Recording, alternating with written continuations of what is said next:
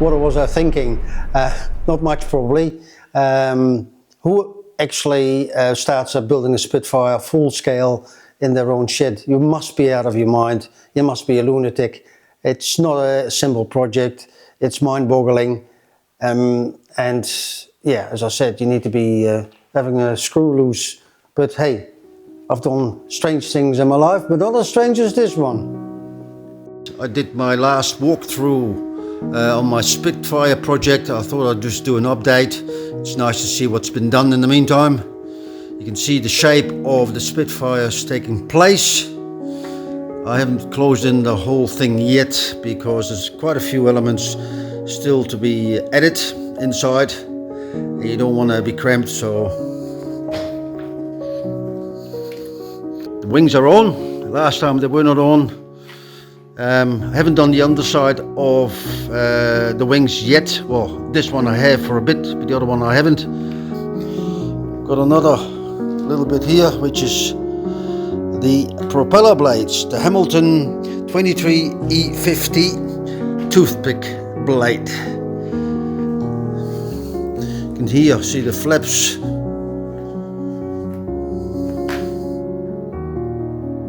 All nicely painted in an epoxy two-pot undercoat.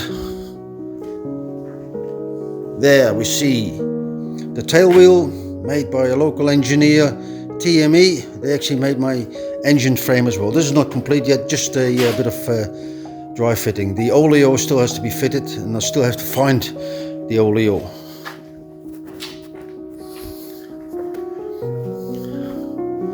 Right, canopy in position. The dome that comes behind it is ready. I can pick it up. Other wing.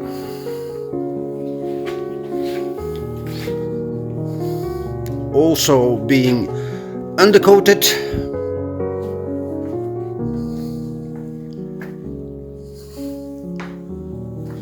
This is the engine frame close by, made by TME. Those boys here in Topo are pretty good. Got my attachments, aluminium attachments done as well. The 2024 T3 to attach the wings up to the fuselage with a 170mm thick Oregon pine from Canada. And this is the tailplane. Also got a bit of an undercoat. I created some lead weights there as a counterbalance for the tailplane. I started my Spitfire project with the first lockdown as a hunting and fishing guide. Because of COVID, all the tourists stayed at home. I had spare time on my hands, and I thought, hey, I might as well build a Spitfire. And fortunately, my wife, Kate, said, you go for it. That's what I did. So I started building the Spitfire. Before I acquired the plans, I actually found the engine. Where I normally do my hunt guides, I came around across Colin, who runs the local rec yard next to the Laha, and he put me on to the Allison 1710/89 I've got now. I got that through Hamilton Tractor Parts, who put me in touch with Rob van Schinkel, who is a renovator, restorer of World War II engines. Although he says himself he's not a certified restorer. And when I visited him on a Saturday, he pointed out to the Allison. He said, that Allison is fully overhauled. The moment I touch the Allison, it will lose value. And I persuaded him to sell it to me. A week later he rang me, he said, Bart, I believe in your project, and I've got enough projects anyway, so yes, I will sell the Allison 1710/89 to you. After I got the engine, I acquired plans. I like to build in wood. I'm not good with metal, so that's a no-go for me. So I searched for plans that gave me the opportunity to build a Spitfire in wood. I didn't even know if it existed or not, but I came across the SAW plans, the Spitfire Aircraft Workshop, and they have plans to build a Spitfire out of wood, just like the Mosquito once was built in World War II. Then a friend of mine who was with us at that stage said, you need to be accurate. You need to get a CNC router. So a CNC router is basically a computer-driven router that's very accurate. And Kate said, if you're going to build a Spitfire, you've got to be as accurate as possible. That's what I've done. That's what I'm going to do. From the word go, I was determined to build a Spitfire on full scale. I was determined to get a Spitfire flying. Henceforth I obtained the engine quite early in the game as well. So there was no doubt in my mind that I was building a Spitfire that ultimately will be in the sky. So the version of my Mark 9 is actually a TR9. TR9 standing for Training Mark 9. So the TR9s have a dual seat, dual control, double canopy. But mine will be a two-seater, dual control, single canopy. I'm not a pilot as yet, I've done 30 hours, but hopefully somebody can take me up and bring me down after I've done a few loops in the sky. I called my project Pegasus Spitfire, and it is a Mark 9, because I hail from Arnhem. And in 1944, the Pegasus Brigade tried to liberate Arnhem in an operation called Market Garden. Fortunately, they were not successful, but I'd like to honor these people that tried to liberate Arnhem, and henceforth I chose the name Pegasus. Well, everything is going to be lifted. I'm going to fit the engine frame made by TLE, and yeah, the tricky part is actually getting this thing in the air and see if our contraption will hold.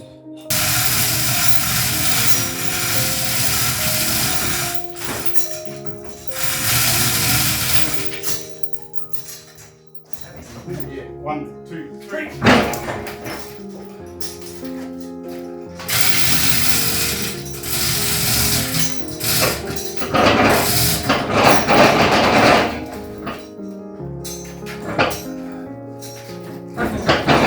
Don't want to be underneath the thing. No.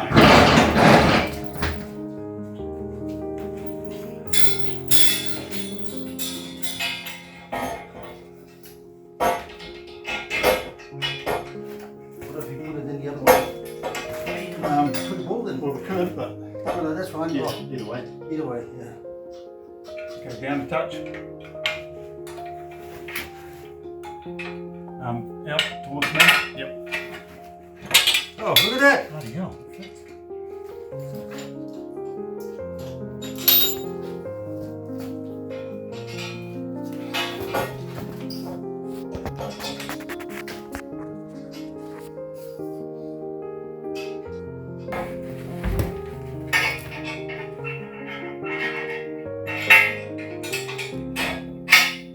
Oh! Make sure. Yeah. So we test fitting the engine frame. The frame itself came in two pieces. The reason we test fitted is that the measurements were taken on site, then the measurements were taken to the workshop, and that's always a bit tricky if you make something with just based on the measurements and not can how to call that, measure again and again on your engine. So it's really important to test fit this now that all the holes line up. And guess what? They all line up. The major obstacle is the sheer size of the project basically. I've got 10,000 drawings, and if you try to learn all 10,000 drawings at once, it is not going to work. So you need to focus on just one particular part of your build. You've got to be patient, you've got to be accurate.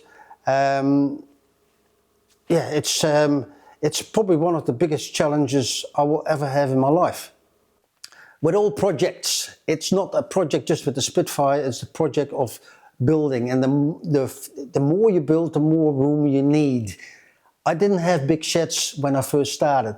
All the components, all the ribs I made were in the hallway to a bedroom.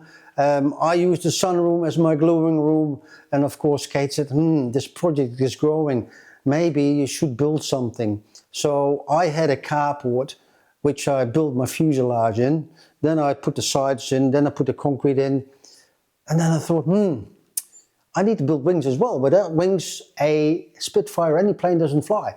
So I actually built a wing compartment to start my wings. So I added 110 square meters onto it. So not only my project as a Spitfire grew, but also my buildings grew. So growing all the time. Beautiful. My Spitfire is about 65% ready. Most of the fuselage I've done. I've done most of the wing parts. I haven't done the underside of the wings yet. I need to leave spaces open because all the cabling needs to be put in place. The cockpit has to be put in place. The instrument panel has to be put in place, and all requires access. So I've done 65%. Yeah, and it's a work in progress. And I probably will spend another 2 years or even more to get it all done. Well, good morning. You can see Paul Waterhouse dusting off my 2023 T3 aluminium. Paul is my lame licensed aircraft mechanical engineer who's been with me since day one from the project. He's been inspecting the Pegasus Spitfire today as well. He's been here quite a few times, so it's always great to have somebody with a lot more expertise and understanding, knowledge about plane build, wooden plane build than myself. Paul built himself a wooden plane as well. What did you build? A camper? Pete and Paul air camper. Pete and Paul air camper, and it's flying, beautiful little machine. Yeah, so he's also really a fan with timber constructions for aviation, so great to have Paul here.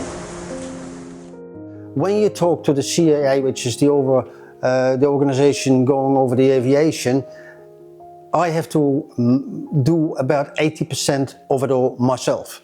And of course there are components in the build that require other expertise than I've got myself. Talking about electrical work, the hydraulics, but the CAA doesn't stipulate that all the work that I'm doing or somebody else is doing is going to be certified. Anybody can build a plane according to the CAA rules. You only have to find a test pilot that's willing to fly the Spitfire for 25 hours, or any plane for that matter, for 25 hours before it gets a certification and registration. What I've done voluntarily, I engaged the service of a lame licensed aircraft mechanical engineer, Paul Waterhouse from Hamilton, and he looks over my shoulder. He writes reports, he takes pictures, and he tells me if I do right or wrong.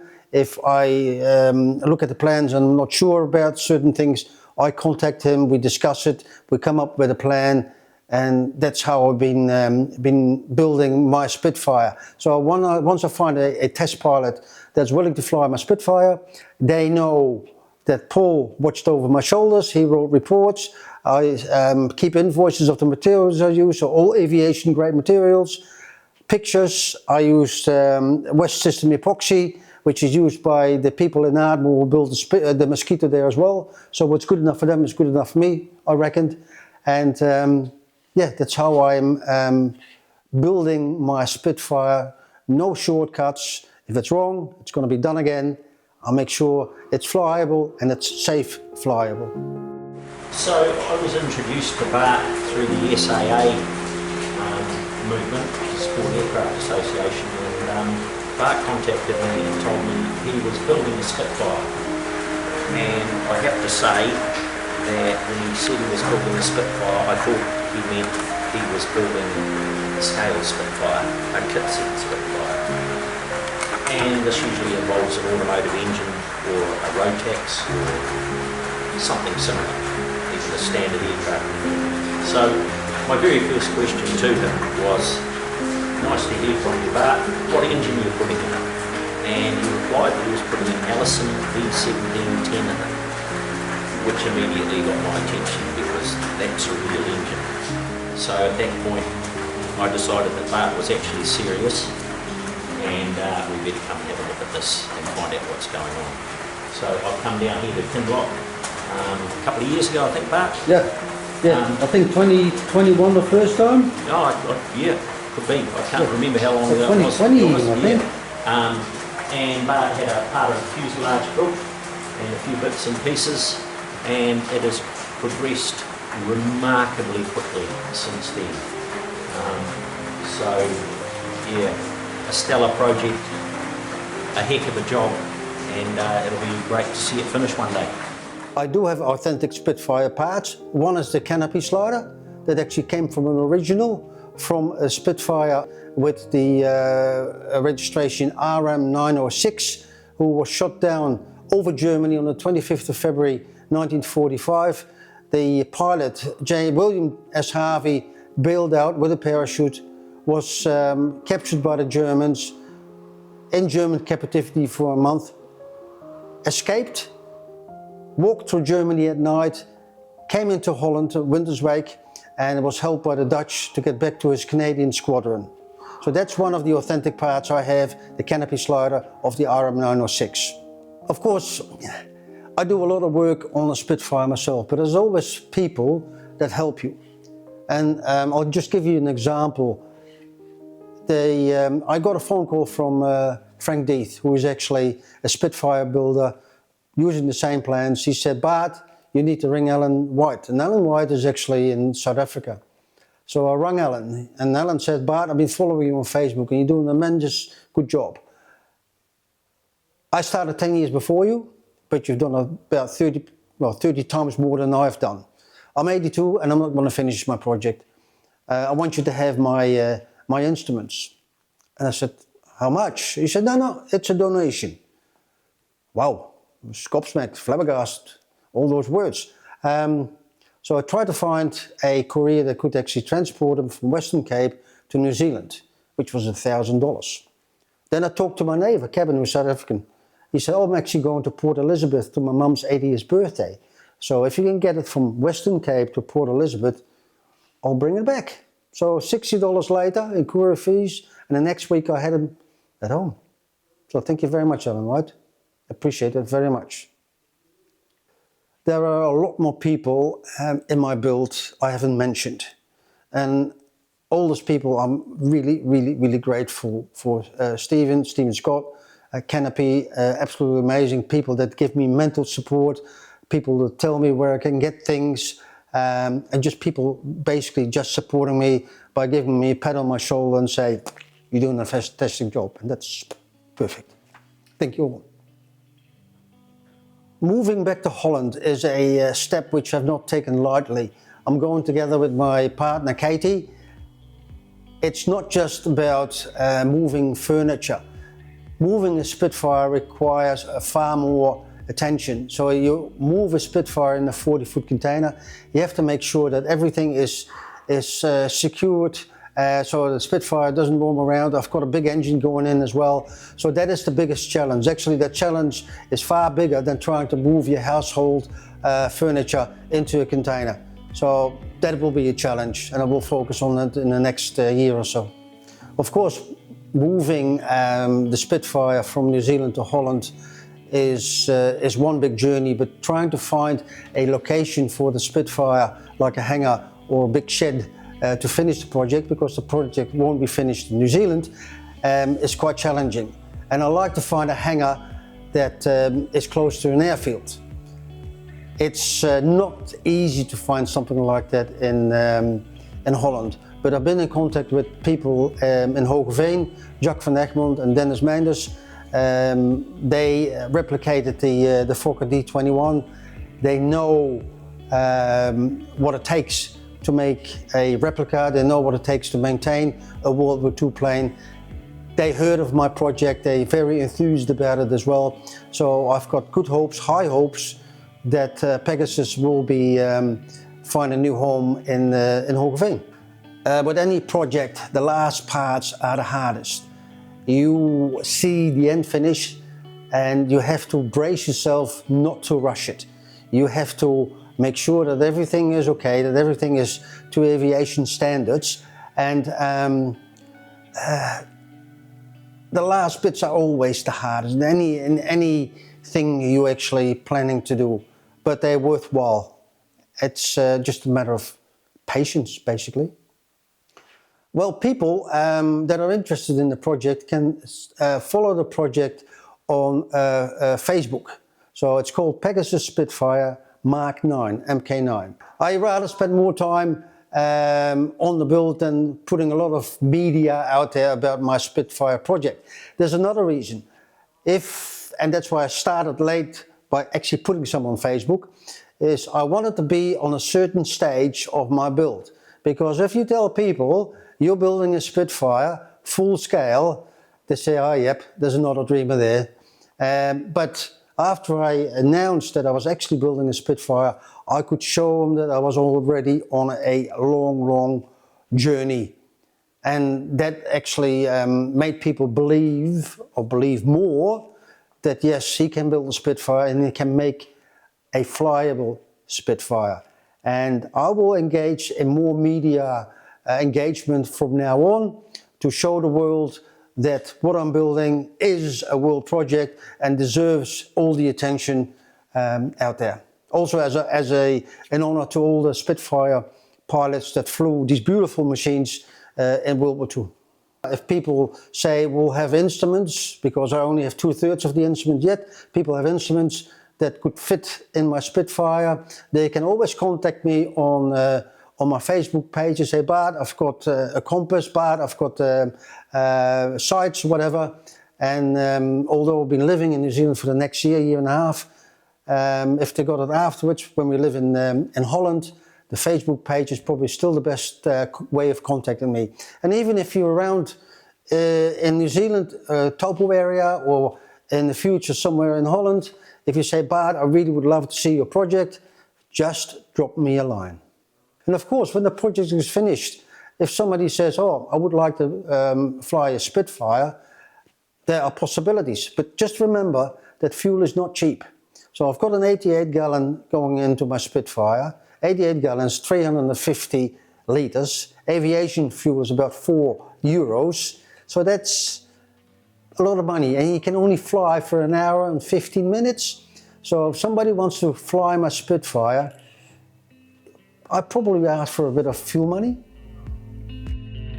I'd like to give another view and walkthrough of what I've done so far in the meantime.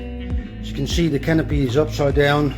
That's because I'm fitting the sliders. This one is actually from that Spitfire that was shot down on the 28th of February 1945. I'm putting all the first layers of ply onto my underside of my wing. You can see all the ribs, all handmade. You can buy nothing off the shelf. And then you got the canopy. This is where the second person will sit. And this of course is the entrance of the Spitfire. Handmade, all of these, including the red crowbar. And what you heard coming down is actually part of the canopy slider. This is still left open, so we can still work inside it when I'm gonna put the seats in it, bomber seats. Starting to close in the back section a bit more, because I've got my tail wheel in situ. Not in situ, it's actually lock, stock and barreled with proper AN nuts, aviation grade hardware. I made a trim tab right there, functions really nicely like that. Part of the tail plane, working on my second flap, or my first flap actually.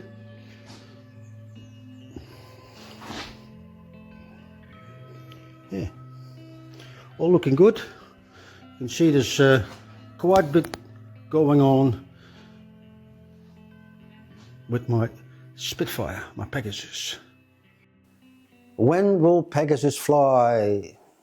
Pegasus will fly when Pegasus fly. I don't want to say it's going to be finished on that and that date. So probably another 2, maybe 3 years. It's an organic project, so to speak. It will just grow and grow until it's finished.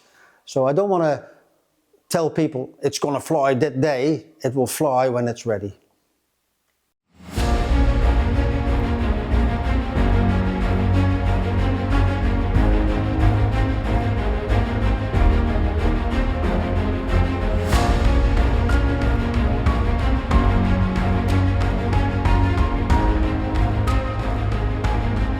You need to be a madman for sure.